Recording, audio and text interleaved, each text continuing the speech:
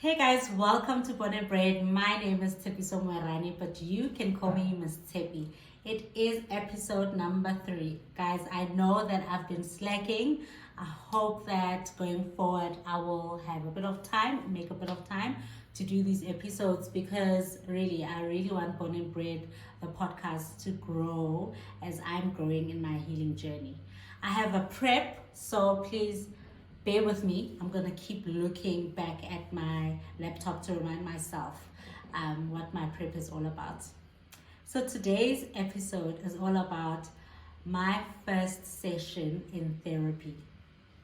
So an emphasis on my session because before I start the episode, I want to just say that I'm not a therapist, I'm not a psychologist in any way. I'm just merely sharing what my experience has been with. So basically what led me to therapy, the year was 2016, yes. It was 2016, and what led me to therapy was the loss of my mother. I lost my mom. And how it happened was that I had come back from a celebration from work. It was the 29th of March 2016.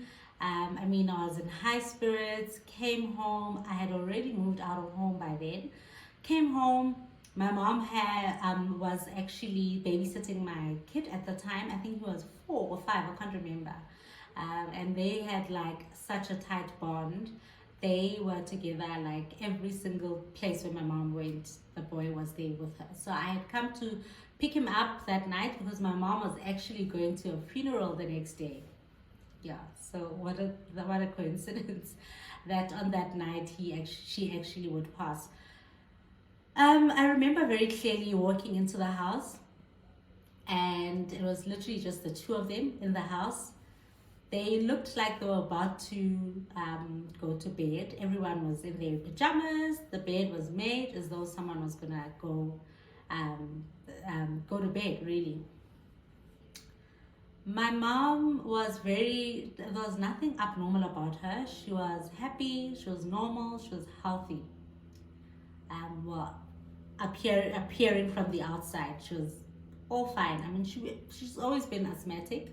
And we've always known her to be an asthmatic, and she'd get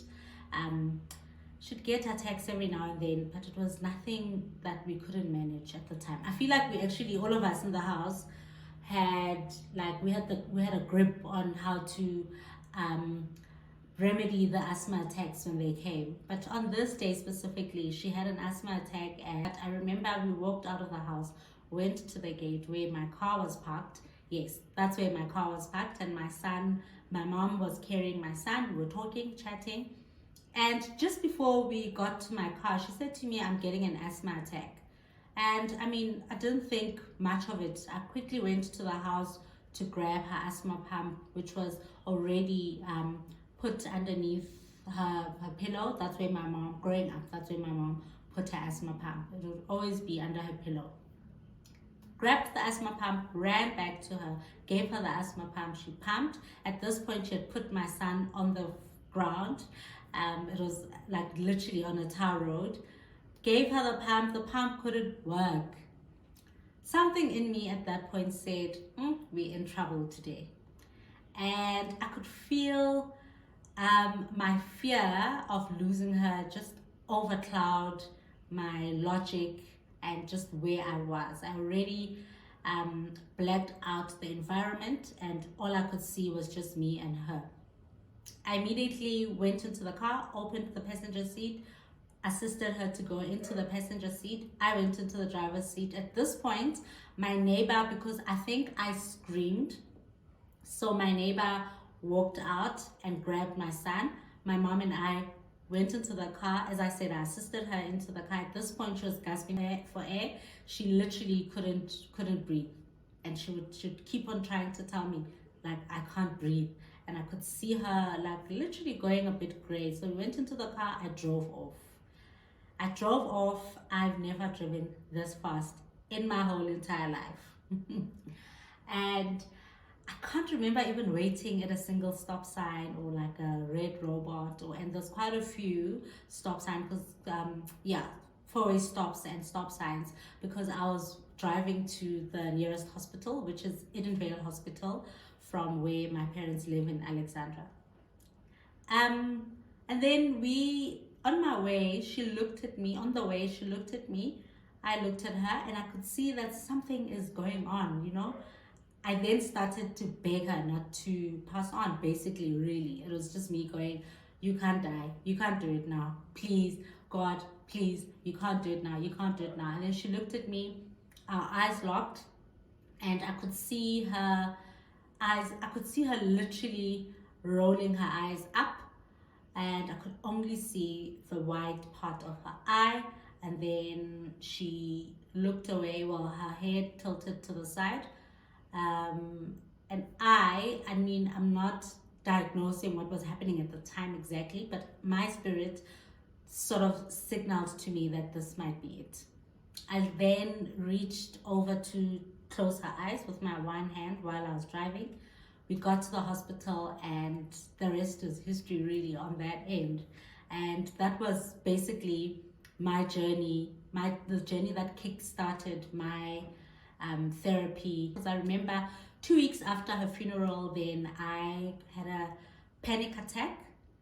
I still, till today, can't remember much about it, but I know that I was at work and I cried hysterically, and I was sent home. I came home, I slept, and then I just kept on crying. And eventually I went to see the doctor the next day. It's quite a sketchy one for me to remember this part, because I think my trauma had started kicking in and shutting out a lot of the things that were happening after the experience of the burial of my mom.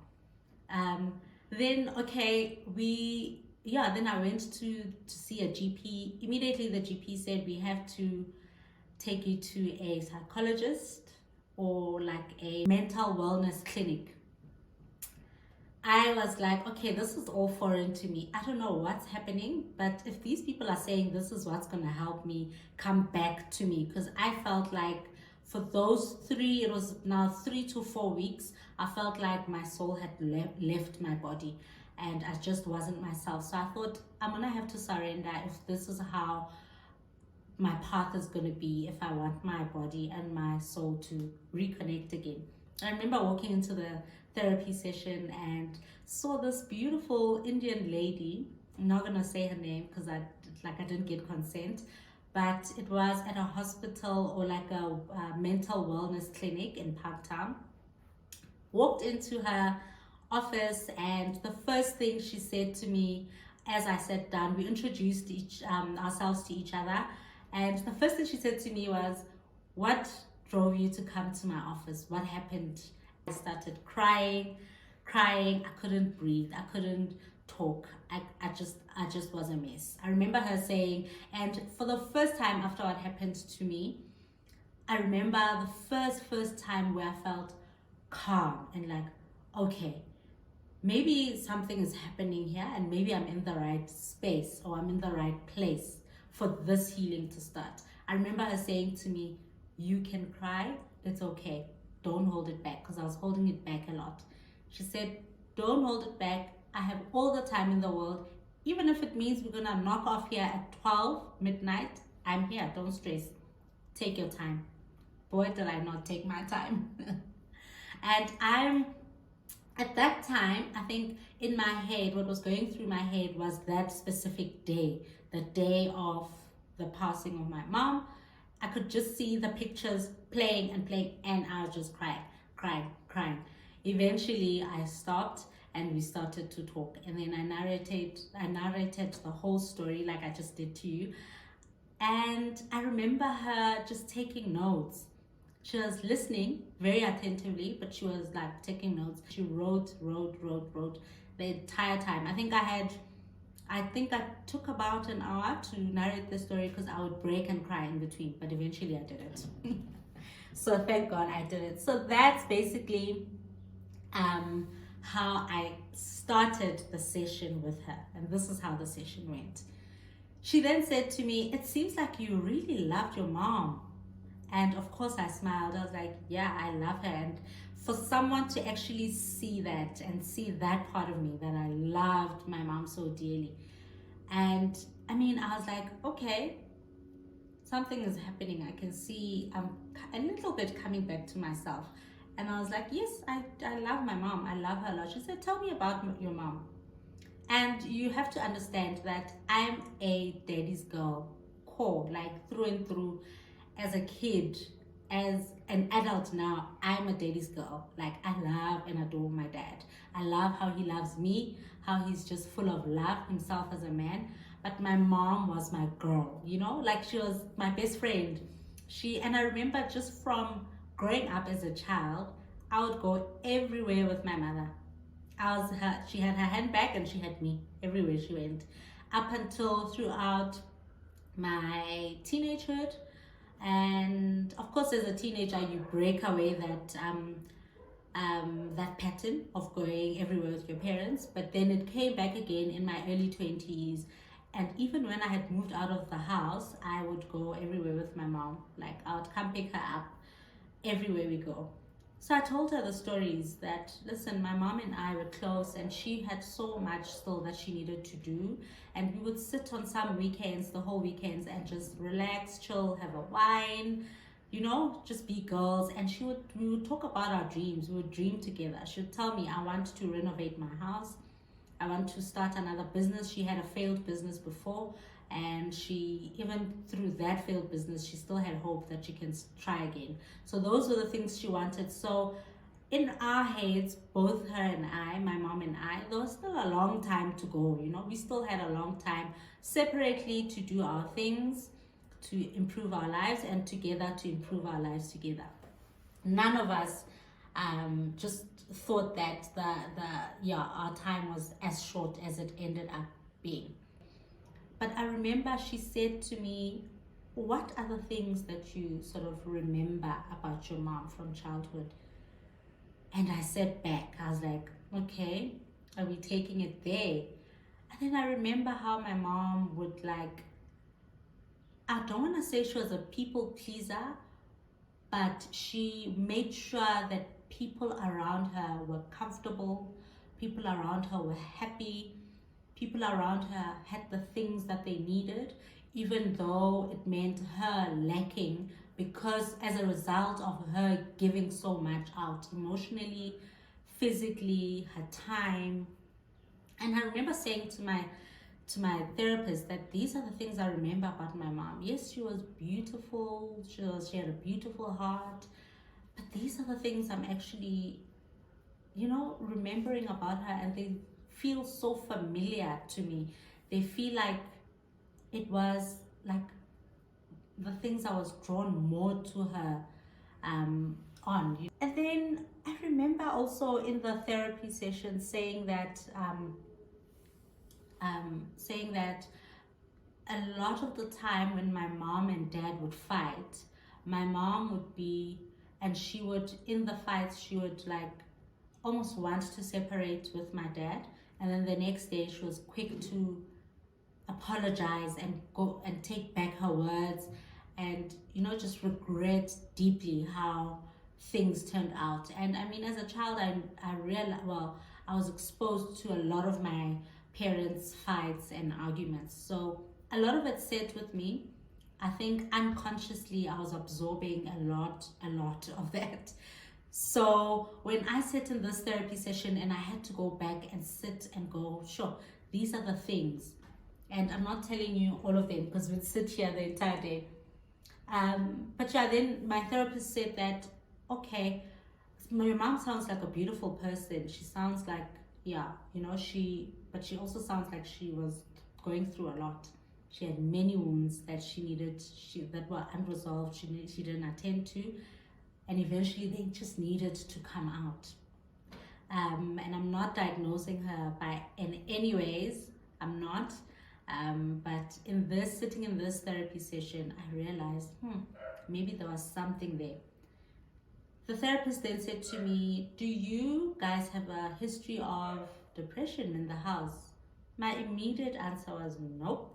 No one had ever been depressed or diagnosed with depression or anything. Then she said to me, sadly, I'm going to have to diagnose you with post-traumatic stress disorder. She diagnosed me with that. First time ever hearing of that, because I mean, the girl hadn't been to therapy before. Mom hadn't been to therapy before. Dad hadn't been to therapy. It wasn't that chat in my house. It was very far from what we would speak about. And she immediately said to me, I'm going to put you on antidepressants and sleeping tablets because I wasn't sleeping well. I needed the rest. And she said what actually the bombshell she dropped was that we are going to have to admit you into the mental wellness clinic. I was like, what? What do you mean? What does that mean? She said, you're going to have to stay here for a period of 5 weeks because your condition is not good at all. I don't think you are well enough mentally, emotionally, and physically as well, because I hadn't been sleeping, so I was tired, I was exhausted. She said, I don't think you should go home. Is there someone to take care of your child? Is there, she started asking those practical questions. If you're here, what's going to happen to your job? And then I started, in my mind, I was like, okay, let's quickly now plan what's going to happen. But at the same time, I'm like, what is going on? My mom just passed. Now I'm being thrown into this place. And in my head, it was a mental institution. But when I got there and I was in there, I realized it's nothing like that. It's a mental wellness clinic, literally. That's what you do. You work on your wellness. I remember calling my dad, calling my boyfriend at the time, but he's my husband now, calling my boss, my manager, and everyone was just like, okay, cool, so what can we do for you? I was like, I don't know what you can do for me. Just make sure my child eats, I guess. Make sure that my child eats, make sure that I'll still have a job when I leave this place. And I mean, everyone was amazing to me. My friends were amazing. My family was amazing. My husband's family was amazing. My colleagues were amazing. But everyone around me was just so supportive. The 5 weeks started. Sure. And I thought in the 5 weeks, I thought I was going to walk out of there and everything will be fine. Little did I know that was just like the tip of the iceberg. 5 whole weeks of working on your emotions was the tip of the iceberg. And in that 5 weeks, I remember going to sessions every single day, being on antidepressants. I had never swallowed a single antidepressant in my life. I was on them every single day for that 5 weeks. I learned so much in the 5 weeks. I learned what are triggers. But in that 5 weeks, I learned that I had so many wounds that were unresolved. And they were just triggered by my mom's passing. So I'm trying to show you a thread here that sometimes you go into therapy thinking, I'm going to work on this one thing. Meanwhile, this one thing will just poke the rest of the things, and then it's a domino effect. Everything just comes, everything starts showing itself, and that's what happened to me in the 5 weeks. After the 5 weeks, I went home. I thought everything was fine. Everything wasn't fine. In that 5 week, I ignored that things needed to happen. After that 5 weeks, I thought, I'm healed, I'm fine. I carried on for a good 4 to 5 years. And then a couple of years ago, I realized, there's things that are not lining up just with me emotionally. I'm now back onto antidepressants. I'm back onto sleeping tablets. I can't sleep properly. And it's not so much to do with the trauma of losing my mother and how it happened, but so much to do about my childhood and how I was reacting to things. I was literally depicting what I was seeing happen in my household. How I dealt with conflict with my partner was horrific. It was horrendous. It was exactly what I saw. And it just didn't sit well with me. And that's just one thing. Another thing was how I was consuming alcohol. It wasn't how I would authentically consume alcohol, without having seen anyone do it, and decide that, okay, this is how I want to consume alcohol. No, how I consumed alcohol was exactly how I saw adults around me growing up consume alcohol. And something in me kept on saying, man, it's not okay how you're doing these things, and you need to now have a look at what's happening internally. Something sparked and something said, you have been living like a lie. What you've been living is exactly how your childhood was. We need to fix that. We need you to live as Tshepiso Mwerani, you, not the little girl that saw everything that happened back in the day. But for me to live like that, like to live in my true authenticity, I had to go back to that girl, and I did. I remember now in these sessions, I wasn't admitted into hospital. I was just sitting with my therapist, and we dug deep and we went to that girl, and we went to specific days. And I would sit down. My therapist would say, sit down, let's remove adult you for now. Let's put her aside. Let's talk to the little girl. This little girl has been through a lot. We have to be empathetic. We have to treat her with care. She's an egg, literally. We shake or we like lose our step, she breaks. So I want you to pretend that this little girl is an egg. And I'm cupping my hands like this because that's how she made me feel like I'm about to, like, this is the position as I was talking to her. Like, she was like, if we miss, this is our last chance. This is our only chance. We have to go back to her and we have to fix her. We went back. I spoke about everything. I spoke about the things that, so parts of me, which parts of me were exactly how either my mom or dad was, which parts of me were either exactly how the environment I was growing up in was shaped. And a lot of it had to do, like I said, with alcohol, how I was consuming alcohol, so this little girl was talking about, you make mistakes while you intoxicated, you come back the next day, everything is fine. You don't apologize to a single person that you've wronged, or, so this little girl was narrating everything. I could hear her voice. I could see her memories, those moments, a family life, everything came out. Everything came out. The things that I needed to heal from and the things that I didn't need to heal from came up. And I remember just peeling all the layers so that we can go back and go, okay, cool, let's separate the two. Let's work on the things we need to work on. And we made a list. And then the work started for me. The kind of books I was reading, the kind of messages I would absorb from the internet. I would now start following therapists. I would start following people that are working on themselves, and that's why I advocate a lot of, like, when you clean up your emotions in therapy, also clean up your bookshelf. Make sure, I'm not saying chuck all the books that you've read that are not related to doing the healing work, but just clean up and add the things that, whatever the journey you're in of your healing journey. Mine was a lot to do with childhood, so I read a lot of books on recovering from your childhood, or looking back into your childhood, looking back into your family habits as a family, what patterns, what things happened, like those are the kind of books that I started reading because I knew this was a journey. So yes, we go to therapy. Yes, we get the help from therapy. Yes, we take medication. And I'm not disputing all of that, but also just go back in your personal space and start doing the cleaning work. And I remember my therapist saying that your childhood has left you with trauma. We need to resolve it. And this was after we had done this list of all the things that she was picking up, and she's like, okay, we need to work on this, we need to work on that.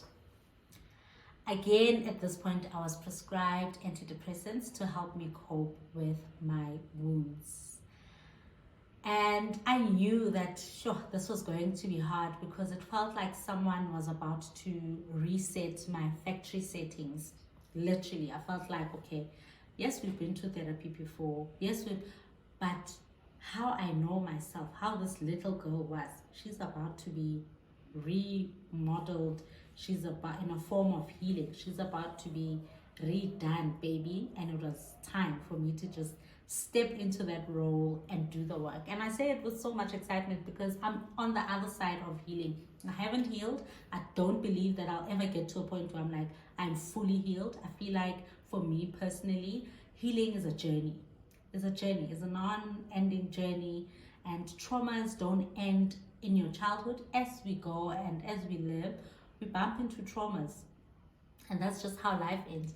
And that's the beautiful thing about healing. You never ever feel like I'm not getting there. You can't let yourself feel like you're not getting to a point of healing, because there, in my head, really, there isn't a point of healing. We just evolve into the healing space, and we just evolve and keep evolving and keep evolving.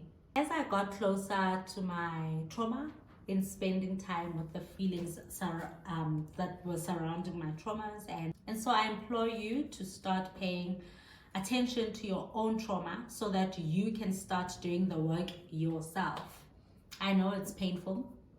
I was there myself. I know it's very painful, but man, it is so worth it. And I know that once you are on the other side of healing, you'll feel lighter. I know it's a guarantee that once you start doing the work, something will happen.